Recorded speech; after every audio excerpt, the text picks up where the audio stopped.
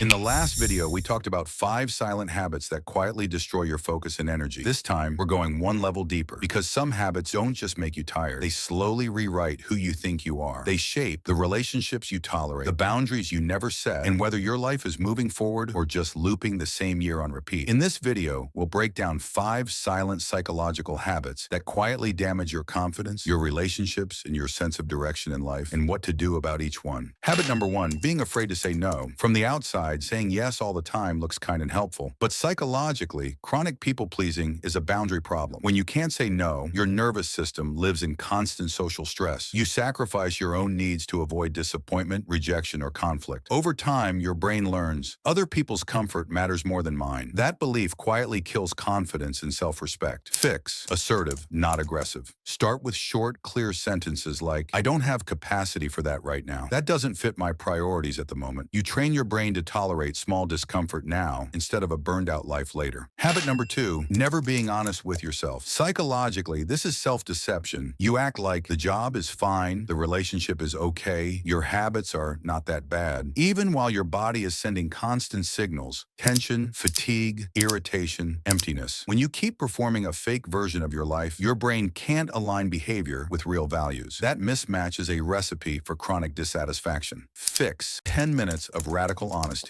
Once a week, write one sentence and finish it honestly. Right now, I am tired of. Don't make it pretty. Don't make it inspirational. Just make it true. You don't have to fix everything you write, but you can't change a life you still refuse to describe honestly. Habit number 3, living in the past or the future. Psychology calls this rumination, stuck in the past, and catastrophic worry, stuck in the future. Your body is in the present, but your mind is replaying old mistakes or rehearsing disasters that haven't happened. The more time you spend there, the weaker your sense of control becomes. And your brain learns a dangerous story: I am not safe in my own life. Fix: training your return to now muscle. When you notice your mind spiraling, say, for the next 30 seconds, I'm only going to focus on this moment. Feel your feet on the floor. Notice your breathing. Look around and name 3 real objects you can see. It seems simple, but repeatedly coming back to the present is one of the core skills behind emotional regulation. Habit number 4, staying around toxic people. From a psychological view, your brain is highly socially programmable. If you spend years with people who belittle you, mock your ideas, make you feel guilty for taking care of yourself, their voice slowly becomes your internal narrator. You start to criticize yourself in the same way they criticized you. That's not just bad company, that's a long-term self-esteem injury. Fix: reduce access, increase quality. You don't need drama or big speeches, just less time, less personal sharing, less reaction to their comments. At the same time, invest in even one relationship where you feel respected, encouraged, and challenged. Environment is not neutral. It's one of the strongest forces shaping your identity. Habit number 5, having no direction. Psychologically, humans need a sense of agency and progress. When your days look like wake, scroll, work, scroll, sleep, repeat, with no clear target, your brain loses the feeling of my actions matter. That's when distractions win by default. Because if you're not going anywhere specific, why not say yes to everything and waste time on anything? Fix: simple, realistic direction. Ask yourself, in the next 6 months, what are 3 things I want to be clearly closer to? Maybe better health, more savings, a new skill, a better job, calmer mind. For each one, write down just the next tiny step. Not the whole plan, just step 1. Direction isn't about knowing the whole map. It's about finally stopping the loop. These habits don't ruin your life overnight. They shape your brain through repetition. Pick one habit and change one small thing this week. And if you haven't watched part 1, the link is in the description. Subscribe to Daily Mind and comment, which habit are you changing first?